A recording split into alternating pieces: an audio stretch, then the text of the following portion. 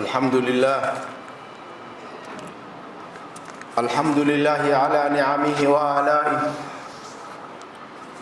وأشكره على فضله وإحسانه، وأشهد أن لا إله إلا الله وحده لا شريك له، وأشهد أن محمدًا عبده ورسوله وصفيه وخليله، صلى الله وسلم وبارك عليه وعلى آله وأصحابه ومن تبعهم بإحسان إلى يوم الدين، وسلم تسليما كثيرا. أما بعد، فاتقوا الله يا أولي الألباب، ففي تقوى الله صلاح الأولى والآخرة، ومن يتق الله يجعل له من أمره يسرا. يا أيها الذين آمنوا اتقوا الله حق تقاته ولا تموتن إلا وأنتم مسلمون. أما بعد، فيا عباد الله، يقول الحق تبارك وتعالى: ولتكن منكم أمة يدعون إلى الخير ويأمرون بالمعروف وينهون عن المنكر وأولئك هم المفلحون. عباد الله، إن من أهم شعائر هذا الدين القويم شعيرة الأمر بالمعروف والنهي عن المنكر، وقد اعتبرها بعض العلماء ركناً سادساً من أركان الإسلام. قال سبحانه: كنتم خير أمة أخرجت للناس تأمرون بالمعروف وتنهون عن المنكر وتؤمنون بالله. وهذه شعيرة من أهم صفات المؤمنين والمؤمنات، كما بين الله ذلك في آياته البينات: والمؤمنون والمؤمنات بعضهم أولياء بعض يأمرون بالمعروف وينهون عن المنكر ويقيمون الصلاة ويؤتون الزكاة ويطيعون الله ورسوله،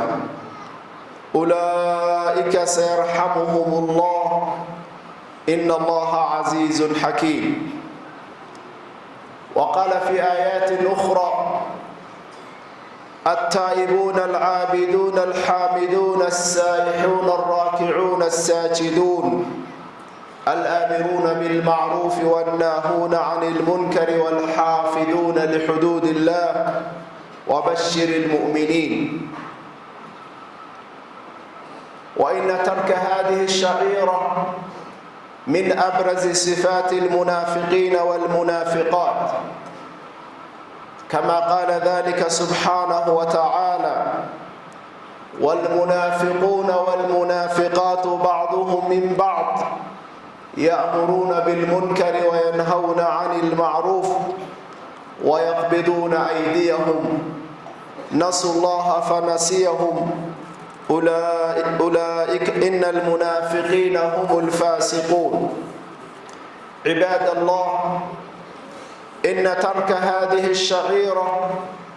يقود إلى الهلاك والعذاب الأليم، كما قال سبحانه وتعالى في بني إسرائيل: لعن الذين كفروا من بني إسرائيل على لسان داود وعيسى ابن مريم، ذلك بما عصوا وكانوا يعتدون، كانوا لا يتناهون عن منكر فعلوه، لبئس ما كانوا يفعلون. وقال الحبيب المصطفى صلى الله عليه وسلم: لتأمرون بالمعروف ولتنهون عن المنكر أو ليوشكن الله أن يعمكم بعقاب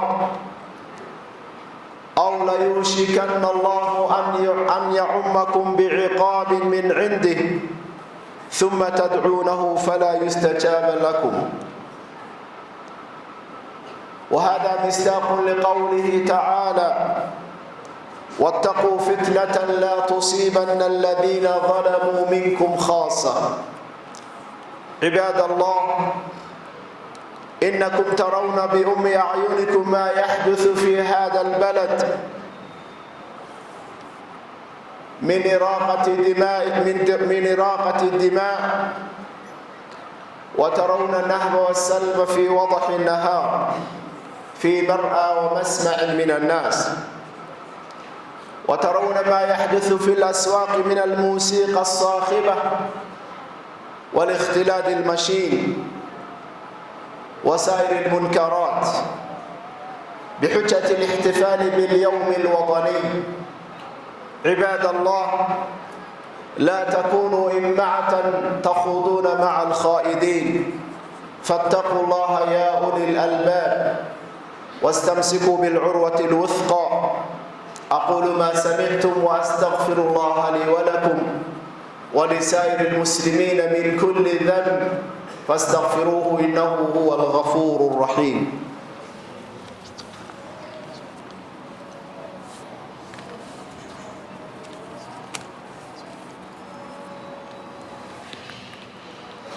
الحمد لله رب العالمين، أحمده على نعمه وآلائه، وأشكره على فضله وإحسانه، وأشهد أن لا إله إلا الله الملك الحق المبين، أحاط بكل شيء علما وأحصى كل شيء عددا، وأشهد أن محمدا عبده ورسوله أرسله الله رحمة للعالمين بشيرا ونذيرا وداعيا إلى الله بإذنه وسراجا منيرا. أشهد أنه بلغ الرسالة وأدى الأمانة ونصح الأمة وتركنا على المحجة البيضاء ليلها كنهارها لا يزيغ عنها إلا هالك. أما بعد، فاتقوا الله يا أولي الألباب، ففي تقوى الله سلاح الأولى والآخرة، ومن يتق الله يجعل له من أمره يسرا. عباد الله، waxaynu walaalayaal insha allahu tacaala si kooban u tilmaami doonaa arrin aad iyo aad u muhiima oo ilaahay subxaana wa tacaala diintiisa ku weyn, ummadana maslaxad badan iyo dan badan ugu jirta adduun iyo aakhiraba. waxaynu walaalayaal ka warramaynaa ama si kooban u tilmaami doonaa shaciiratu lamri bilmacruuf wannahyi cani lmunkar, in wanaagga la is-amro, xumaantana laga dhiidhiyo la isku diido. waxaynu walaalayaal isweydiinaynaa arrintaasi halkay islaamka ka taagan tahay? in wanaagga la is-amro, xumaantana la isku diido, halkay islaamnimada ka taagan tahay? halkay ku jirtaa? arrintaasi waa arrin aad iyo aad u muhiima. culimada qaarkood baa waxaabay ku tilmaameen haddii rukni lixaad uu jiri lahaa, inuu ruknigaa lixaad noqon lahaa alamru bilmacruuf wanahyi cani lmunkar. waxaynu ognahay arkaanulislaam inay shan yihiin. waxay culimmadu tilmaamayaan haddii rukni lixaad lagu soo dari lahaa, ruknigaa lixaad inuu noqon lahaa alamru bilmacruuf wanahyu cani lmunkar. marka waa arrin lafdhabara oo waxa weeye markaa dad islaami aanay ka maarmi karin, diinina aanay ka maarmi karin. ilaahay subxaanahu wa tacaala waxa uu ku tilmaamay inay tahay sifada ugu muhiimsan ee ummadani leedahay,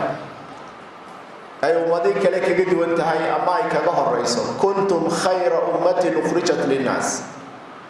waxaa tiin ummadii ugu khayrka badnayd ee dunida soo martay. laakiin ilaahay subxaanahu wa tacaala saddex shardi buu ku xidhay inaad noqoto qofka ugu khayrka badan ama ummadda ugu khayrka badan in la noqdo. saddex shardi baa ku xidhan: ta'muruuna bilmacruuf, wa tanhawna cani lmunkar, wa tu'minuuna billah.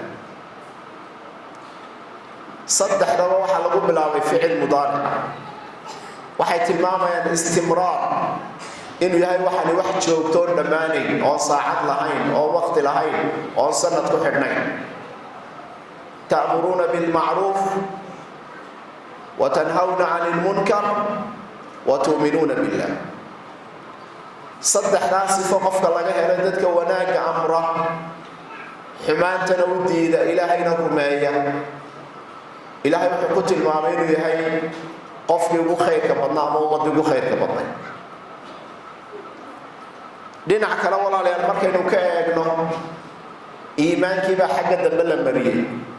waxaa la soo horreysiiyey ta'muruuna bilmacruuf wa tanhawna cani lmunkar wa tu'minuuna billah iimaankaa markasta horreeya oo qof aan iimaan lahayn xumaanna waxa weeya dadka kama reebo wanaagna ma amro laakiin haddaa maxaa iimaankii xagga dambe loo mariyey isagoo ka horreeya maxaa haddaa loo dambaysiiyey waxaa layna tusayaa muhiimadda arrintani leedahay waxaa la yidhaahdaa taqdiimu maa xaquhu ta'khiir labada iimaanka iyo amru bilmacruuf waxaa soo horreeya iimaanka horreeya oo qofku markuu dee ilaahay rumeeyo wanaaggii amrayo xumaantiina hayaya laakiin iminka waxaaba la soo horreysiiyey in wanaaggana la ysabro xumaantana la ysku diido maxaa loo soo horreysiiyey waxaa layna tusayaa kaalinta iyo halka arrintaasi ku jirto ayaa layna tusayaa xagga luqadda carab waxaa la yidhaahdaa taqdiim maa xaqu ta'khiir shay xagga dambe mariya marka la soo horreysiiyo hadafka balaaqadee looga jeedaa waa in qofka la dareensiiyo kaalinta iyo muhiimaddu shaygaasi leeyahay waxa walaalayaal sifadan ay ka mid tahay min ahami sifaati lmu'miniin sifooyinka qofka muuminkuu leeyahay qofka iimaan sheeganaya in sifadaa laga waayo maaha ilaahay wuxuu leeyahay waalmu'minuuna waalmu'minaatu bacduhum awliyaau bacd ya'muruuna bilmacruuf wayanhawna cani lmunkar wayutiicuuna allaha warasuulah wayuqiimuuna asalaata wayuutuuna azakaata wayudiicuuna allaha warasuulah ilaahay sifooyinka mu'miniinta markuu tirinaya wuxuu lahaa waalmu'minuuna waalmu'minaatu bacduhum min bacd بعضهم أولياء بعض والمؤمنون والمؤمنات بعضهم أولياء بعض مؤمنين توادد حكتان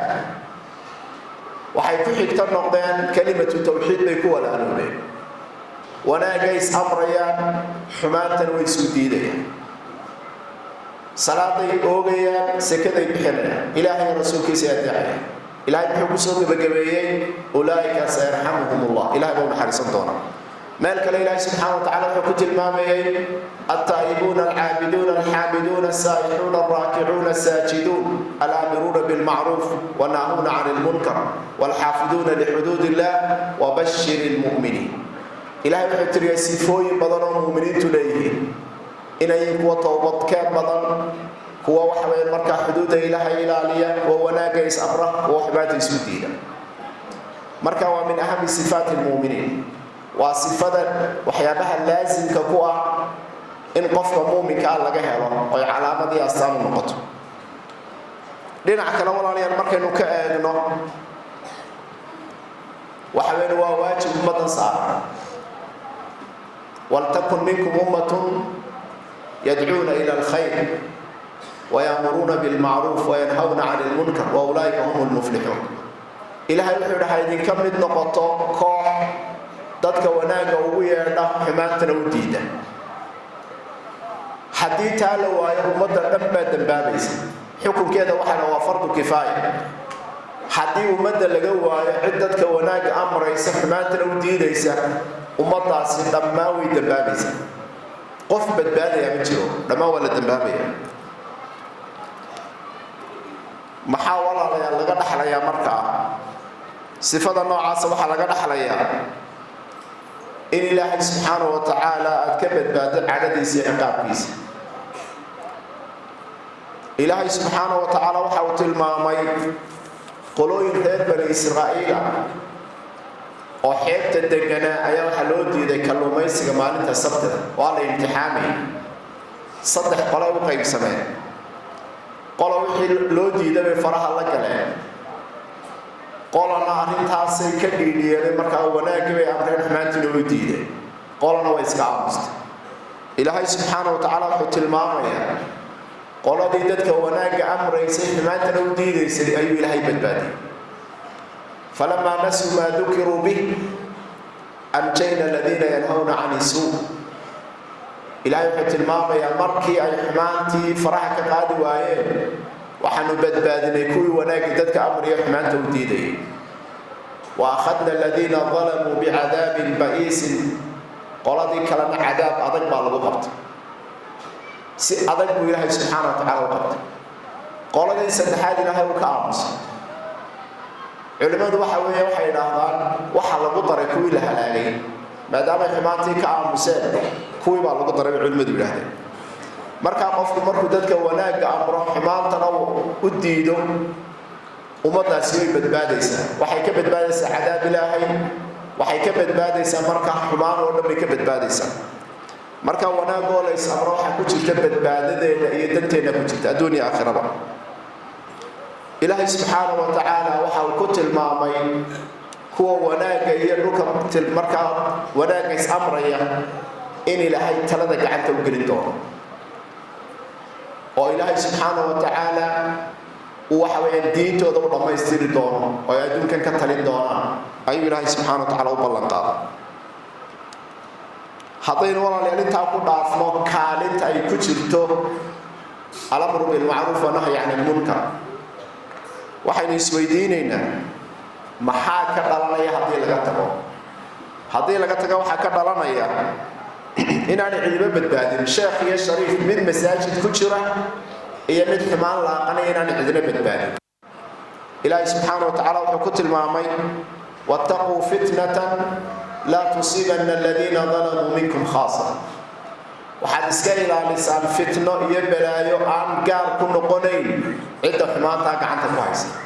haddii cidda xumaanta gacanta kula jirta loo diidi waayo ummadda dhan baa halaagsamaysa caaisha radia allahu canha waxay weydiisay nebiga anuhlaku wa fiina asaalixuun ma iyadoo dad wanaagsan inagu jiraan buu ilaahayna halaagaya wuxuu rasuulku yidhi haa idaa kahura alkhabr hadday xumaantu badato sheekh iyo shariif loo eegi maayo ka masaajidka ugu jira iyo ka xumaanta walaaqanaya isku mid bay noqonayaan ciqaab ku wada saamaynaya laakiin qof kastaba niyadiisa hadhow lagu soo saaraya qof kasta niyadiisa lagu soo saaraya wax kastoo markaa maanta aynu dareemayno waxay ka dhalanayaan xumaanta aynu samaynayno ilaahay subxaanahu wa tacaala wuxuu qur-aankiisa kariimkaa ku tilmaamay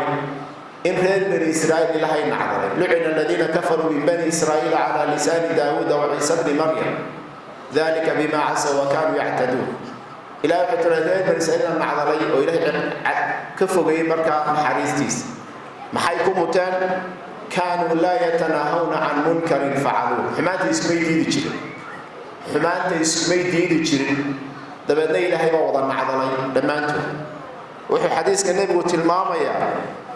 inuu ninka reer bani israa'iil markuu nin kaloo reer bani israa'iil xumaan samaynaya arko inuu ka odhan jiray ittaqi illaah watruk maa tafcal waar ilaahay ka boqo waxaanaad samaynaysa iska daa uma idaa laqaahu gadan laa yamnacu an yakuuna akiilahu wa shariibahu wa qaciida laakiin markuu berri toola soo maro wuu la fadhiisanaya waxbuu la cunaya waxbuu la cabaya waxa weeye markaa saaxiib buu la noqonaya marka sidaasay markaa nacdasha ku muteen rasuulku calayhi salaatu wasalaam wuxuu inoo tilmaamay wuxuu ku tilmaamay dadka wanaagga dadka amriya dadka markaa xumaanta samaynaya dad dooni fuushan buu nabigu ku tilmaamay calayhi salaatu wasalaam doonidaasi waxay leedahay laba khan mid sare iyo mid hoose ka hoose waxaa ku jira qayb ka mida markaa dadka oo dadka xumaanta samaynaya lagu metelaya qaybta sarena waxaa ku jira waxay markaa intii wanaagsanayd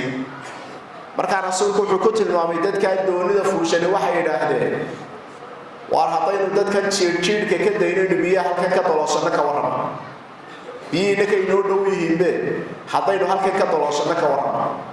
aynu dadka jiirhjiidhka ka dayno wuxuu rasuulku tilmaamay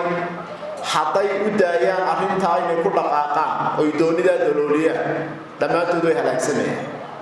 hadday gacanta qabtaanna dhammaantood way badbaadayaan rasuulku tusaale u bixinaya doonidaa badweynta maraysa ee dadku isku maslaxadda inay meel wada saaran yihiin ma u malaynaysaa inay qaybina halaagsamayso qaybina badbaadayso waa hal dooniya hadday doonidaasi ay degto dhammaan waa la wada degaya bulshaduna waa saas oo kale isku maslaxad iyo isku dambaynu nahay haddii markaa xumaanta qofka laga qaban waayo maslaxadii guud baa ka baxaysa meesha nabadgelyadii baa ka baxaysa barwaaqadii baa ka baxaysa xasiloonidii baa ka baxaysa waxaasoo dhan baa ka baxaya markaa dad halaagsamay bay noqonayaan waxaynu walaalay ku soo gabagabaynaynaa laba qodob inagu imika maxaynu samaynaa maxaa waddankeena ka taagan waxaynu walaalayaal ognahay in waddankeena markaa dagaal ka socdo oo dhiig muslim daadanayo waxaynu ognahay in waxa weeyaan markaa mudaharaad aynu aragnay ummadda xoolahoodii lagu dhacayo maalin cad iyo badheed loogu dhacayo qof aan wax alaaliixu galabsaday jirinin hantidiisii maalin cad la guranayo oo weliba la isku raacay marka laga reebay inta waxgaradkee markaa idaacadaha ka hadlaysa dadka wax guranaya waad yaabaysaa maaha carruur iyo dhalinyaro keliya rasuulku wuxuu tilmaamay calayhi salaatu wasalaam qofka walaalkii cadayna ha noqoto wax ka qaata yacni inay ka mid tahay waxyaabaha waaweyn ama dembiyada waa in qofka lagu ciqaabayo halkaynu walaalayaal ku aragno koo islaam sheeganayna inaynu xaq bilaada soo xamaalano inuu guryaheena keensano oo aynu ummadda xoolahoodii aynu waqti maalin cad iyo si badheer ugu dhacno damiirkii halkuu maray islaamnimadii halkay martay iimaankaynu sheeganayna halkuu maray ma qof baa ka raaliya meheradiisa in maalin cad la gurto qofka ka raali waayo dadkaasi waa inay ka toobad keenaan xaqa la iska soo celiyo xaqa bini'aadanka toobadunbaa lagu dhaafaa qof kastaaba wuxuu qaatay inuu qofku u celiyo taasunbaa lagu toobad keeni karaya haddaad si kasta masaajidka safka hore u gasho cidi kaa dhaafi maysa xaq bini'aadan maalintii dhaweyd waxaynu ku sheegnay khudbadeennii hore qofku markuu xajka tago waxa uu noqonayaa ka yowmi waladatu muuse maalintii hooyadii dhashay laakiin waa wixii dunuub xagga ilaahay ka galay xaqa bini'aadanka sidiisaa loogu lahaanaya haddaad konton xaj tagto xaqa bini'aadanka waa lagugu lahaanaya laakiin wixii inaad ka gashay ilaahay ka dhaafay marka xaq bini'aadan baanu cunaynaa salaadana safka hore aanu gelaynaa wax isqabanaya maaha qofka walaalayaal marka xaq darro lagu dilo ee qofkii dilay markaa warkiisu cad yahay ee dadkii dhiigan lahaa ay codsadaan in loo dilo wax dib loogu sii dhigaa ma jiro maydkana dee inta talaagada lagu kaydsado maaha maydku xuquuq buu leeyahay waa in sida ugu dhaqsaa badan loo aaso qofkaa dilee warkiisu cad yahayna waajibkiisa la mariyo oo dib loo sii dhigan waxaa walaalayaal waddankeena ka taaganaynu ognahay inaynu dabaaldegayno dabaaldega macnihiis waxaa ka dhiganta waa mahadnaq dhibaato ku haysato ilaahay kaa dulqaadaad ku mahadnaqaysa laakiin sidee loo mahadnaqaya waynu ognahay suuqyadeena waxa isugu yimid dhallinyar oo dhan waxaynu ognahay waxa miisi ka baxaya waxa hees ka baxaysa waxa hablo yaryaroo waxaa jidhkooda soo qaawiya suuqa cararaya waxaynu ognahay see dhallinyartu isku dhex galeen maxaynu markaa filaynaa waxaynu maanta filaynaa waa maxay ma waxaynu filaynaa nabadgelyo inoo sii korodho ma waxaynu filaynaa in waxa weeyaan barwaaqiyo horumar noo sii kordho maya taa ma filayno waddadaynu maraynaa waa waddo khaldan baynu haynoo in maraynaa waddadaa khaldan ee la maraya horumar laguma gaadhin miisig horumar laguma gaadhin weligeed taariikhda kamay dhicin in miisigii hees horumar lagu gaadhay weligeed taariikhda kamay dhicin in qabyaalada horumar lagu gaadhay weligeed taariikhda kamay dhicin in dhiig muslim horumar lagu gaadhay markaa waddadaynu marayna waa waddo khaldan baynu marayna haddaynu maanta ka toobad keeni weyno oo aynu faraha ka qaadi weynana waxa laga marka halka marka shicibka loo tuuraan dhulka u dhacay iyadoo gamaahirin arki doona sidii shalay oo kale ku noqon doonta oo cidla noqontay bisadii digaag ku gali doona bisadaha marka ay ku gali doonaan haddaan maanta laga noqon maanta shicibka loo tuuraan dhulka uma dhacayso haddii laakiin laga toobad keeni waayo berrito la halkeedii bay ku noqon doontaa cimaaradaha cadcad ee dhalaalaya kharaab bay ku dambayn doonaan marka maanta inuu fursad haysanaha laga toobad keeno lacagta maanta dabaaldega lagu bixinayo dadka u baahan wadanku xaalad adag buu ku jiraa wadanku maanta xaalad adag buu ku jiraa colaadaha jira duruufo adag baa jira marka maanta dabaaldegu ma baahno waxaynu u baahannahay inaynu horumar kaliya wanaag kale ka fikirno waxa weeyaan walaalayaal inaan noqon ilmac dameeri dhaaf raacday inaan noqon kii wax boobay inaan la boobin kii cidinay inaan la dilin kii meel ka caytamay inaan la caytamin inaan dameeri dhaaf raacday noqonin aynu noqono dad islaama oo dhaqan iyo akhlaaq leh thumma sallu wa sallimu ala al-habib al-mustafa faqad amarakum Allah bidhalik faqala ta'ala inna Allah wa malaikatahu yusalluna ala an-nabi يا أيها الذين آمنوا صلوا عليه وسلموا تسليما اللهم صل على محمد وعلى آل محمد كما صليت على إبراهيم وعلى آل إبراهيم في العالمين إنك حميد مجيد اللهم أعز الإسلام والمسلمين وأذل الشرك والمشركين أعداءك أعداء الدين اللهم اغفر لنا ولوالدينا ولجميع المسلمين والمسلمات والمؤمنين والمؤمنات الأحياء منهم والأموات برحمتك يا أرحم الراحمين اللهم ألف بين قلوبنا وأصلح ذات بيننا واهدنا سبل السلام وجنبنا الفواحش ما ظهر منها وما بطن اللهم آمنا في أوطاننا واجعل هذا البلد آمنا رخاء وسائر بلاد المسلمين اللهم ربنا آتنا في الدنيا حسنة وفي الآخرة حسنة وقنا عذاب النار وآخر دعوانا أن الحمد لله رب العالمين